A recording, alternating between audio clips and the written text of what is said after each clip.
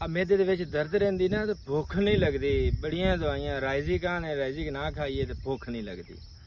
उन्हां दोस्तां वास्ते आ देसी किकर है ते साडे वाले ते इन्हां नूं हीरू किकर बोलदे ने। इहदे नाल फली लगदी है।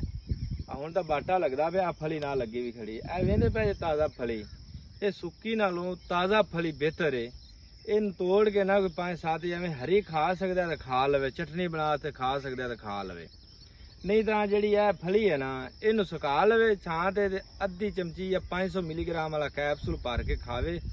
इंशाल्लाह जिड्डा भी जख्म है ना, उनके पेट कीड़े ने, उनके पेट जख्म है, हर तरह की बीमारी वास्ते बेस्ट सब तो अच्छा इलाज ये है। इन तुसीं पानी नाल खाना है। खाली पेट खा लो फिर भी कोई मसला नहीं, खाने तो बाद खाओ फिर भी भुख चंगी लवावेगा। जख्म जिन्ने भी ने 3-4 दिनों के 3-4 दिन के अंदर अंदर तुहाडे जख्म तक खत्म कर देगा और भुख भी कमाल लवावेगा तुहाडे।